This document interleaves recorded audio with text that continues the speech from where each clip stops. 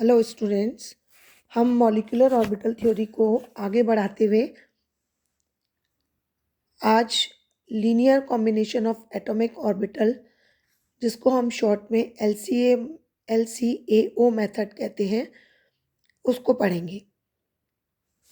हम इंट्रोडक्शन देख चुके हैं मॉलिक्यूलर ऑर्बिटल थ्योरी का, इसकी आवश्यकता क्यों पड़ी, ये सब अपन कर चुके हैं। अब हम शुरू करते हैं LCAO मेथड। देखो, जब दो एटॉमिक ऑर्बिटल कंबाइन होते हैं तो मॉलिक्यूलर ऑर्बिटल्स बनते हैं, ये आपको मालूम है। तो उन मॉलिक्यूलर ऑर्बिटल का जो वेव फंक्शन होता है वो एटॉमिक ऑर्बिटल के वेव फंक्शन के या तो एडिशन के बराबर होता है या उसके डिफरेंस के बराबर होता है। अब देखो, इसको समझने के लिए अपन दो एटम ए और बी लेते हैं। उन ए और बी एटॉमिक, जिनके एटॉमिक ऑर्बिटल कौन से हैं, ए और बी उनके एटॉमिक ऑर्बिटल हैं जिनके वेव फंक्शन हम साई ए और साई बी के द्वारा रिप्रेजेंट करते हैं। मतलब साई ए और साई बी क्या है, ये एटॉमिक ऑर्बिटल के वेव फंक्शन है। अब ये दोनों एटम्स एक दूसरे से इनफाइनाइट डिस्टेंस से आकर, मान लीजिए, इक्विलिब्रियम पर आते हैं, जिससे ये दोनों के जो न्यूक्लियस हैं वो एक फिक्स डिस्टेंस पर सिचुएटेड हो जाते हैं। तो इनके कॉम्बिनेशन से बने हुए मॉलिक्यूलर ऑर्बिटल का जो वेव फंक्शन का मान होगा, जिसको हम साई से रिप्रेजेंट करेंगे, वो किसके बराबर होगा?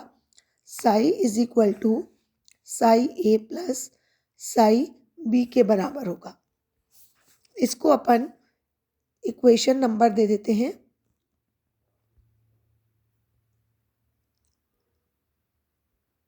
ठीक है, अब देखो, यहाँ इक्वेशन नंबर 8 दिया हुआ है। ये एक्चुअली बुक का प्रिंट है, तो आपको इसमें इक्वेशन नंबर 8 दिख रही है। अभी यही हम क्लासरूम टीचिंग कर रहे होते तो अपन इसको इक्वेशन नंबर 1 लिखते। तो अभी हम इसको इक्वेशन नंबर 8 ही मान रहे हैं।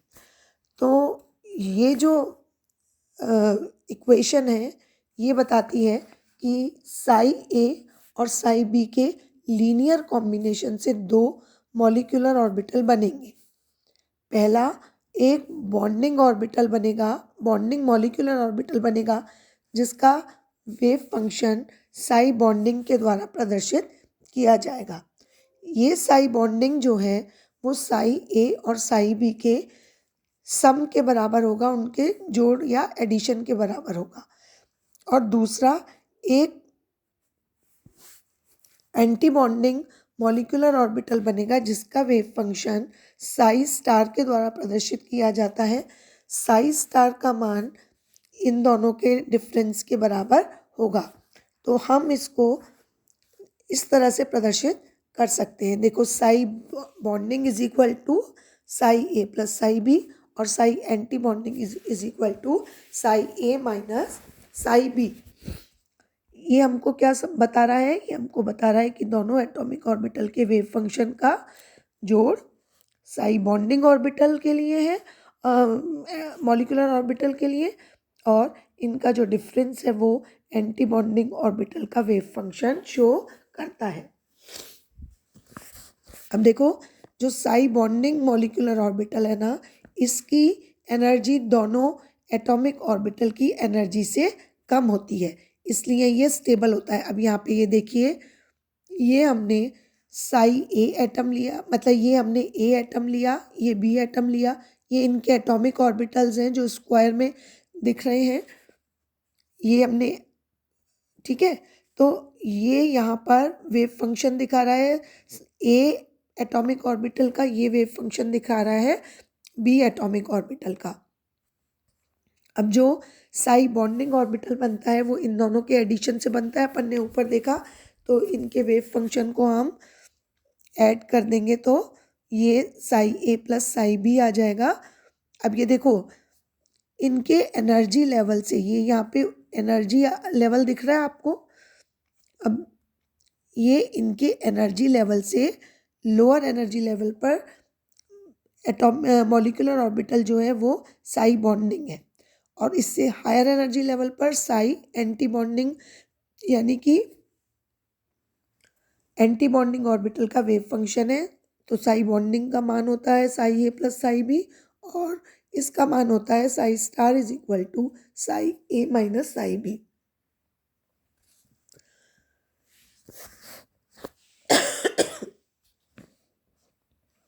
अब देखो यहाँ पर जो प्लस का साइन है वो इस बात को शो करता है कि दोनों एटॉमिक ऑर्बिटल आपस में ओवरलैपिंग कर रहे हैं, जबकि माइनस का साइन शो करता है कि एंटी बॉन्डिंग ऑर्बिटल जो हैं उनकी एनर्जी दोनों एटॉमिक ऑर्बिटल की एनर्जी से अधिक होती है, इसलिए ये इसकी एक्साइटेड स्टेट है, और इसीलिए हमने इसको साई स्टार से रिप्रेजेंट किया हुआ है। ये एक अनस्टेबल स्टेट होती है, ऐसा नहीं है कि ये हमेशा रहती है, ये अस्थायी अवस्था होती है, और इसका ये मतलब है कि यहाँ पर दोनों एटॉमिक ऑर्बिटल एक दूसरे से प्रतिकर्षित हो रहे हैं, यानी दूर दूर हो रहे हैं।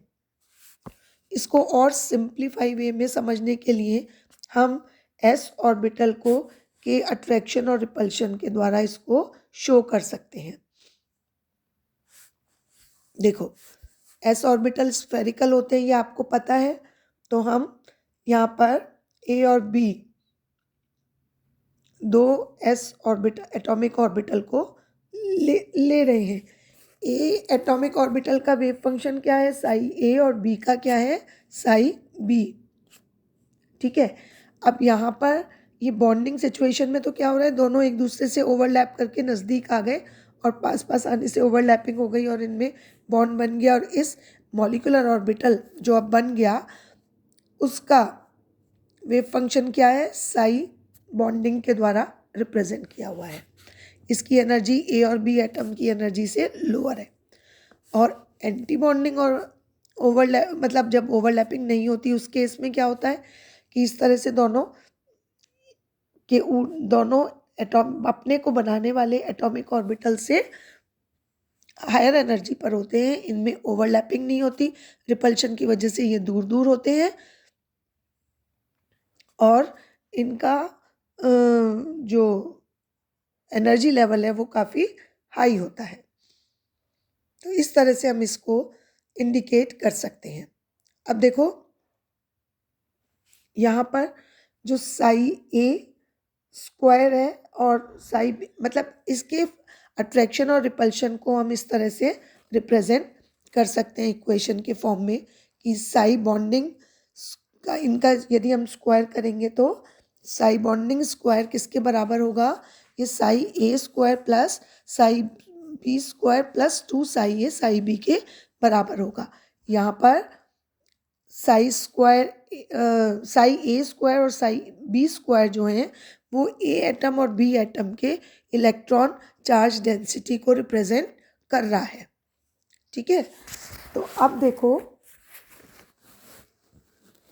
साई बी का जो स्क्वायर है उसका मान जितना ज़्यादा होगा उतना ही ए और बी एटम के बीच में चार्ज डेंसिटी ज़्यादा होगी, यानी कि उनके बीच में उतना ही स्ट्रॉन्ग बॉन्ड बनेगा। अब ये वाली जो इक्वेशन थी जिसमें हमने स्क्वायर किया था, इसको हमने इक्वेशन नंबर 11 के द्वारा रिप्रेजेंट किया है। ये देखिए, इसको हमने इक्वेशन नंबर 11 के द्वारा रिप्रेजेंट किया हुआ है।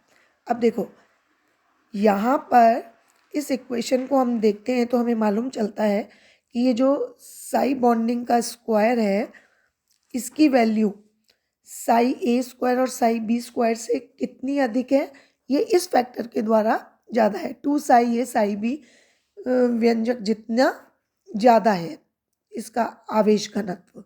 ठीक है, तो ये जो व्यंजक है ये कहाँ से आया, ये ओवरलैपिंग का रिजल्टेंट है, मतलब ओवरलैपिंग होने से इतना अधिक चार्ज डेंसिटी हमको प्राप्त होती है।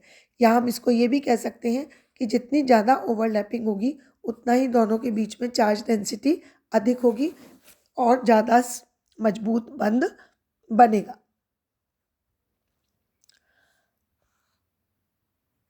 ठीक है, अब देखो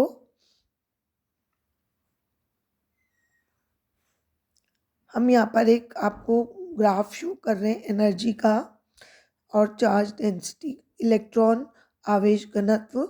यहाँ पर अपन जो पढ़ रहे हैं उसको ग्राफ के रूप में भी हम दिखा रहे हैं। देखो यहाँ क्या है कि अलग अलग एटम ए और बी के इलेक्ट्रॉन चार्ज डेंसिटी क्या है, साई ए स्क्वायर और साई बी स्क्वायर है। और नीचे यहाँ पर है इंटर न्यूक्लियर डिस्टेंस। ठीक है, इनको अपन डॉटेड लाइन के द्वारा इंडिकेट कर रहे हैं।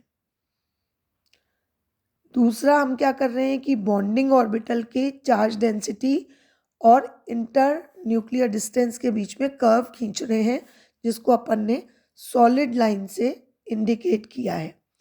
तो इससे हमें क्या पता चलता है, इससे हमें मालूम चल रहा है कि दोनों न्यूक्लियस के बीच में इलेक्ट्रॉन चार्ज डेंसिटी अलग अलग एटॉमिक ऑर्बिटल की तुलना में ज़्यादा है। ठीक है, या अपन ये कह सकते हैं कि बॉन्डिंग मॉलिक्यूलर ऑर्बिटल के लिए एटॉमिक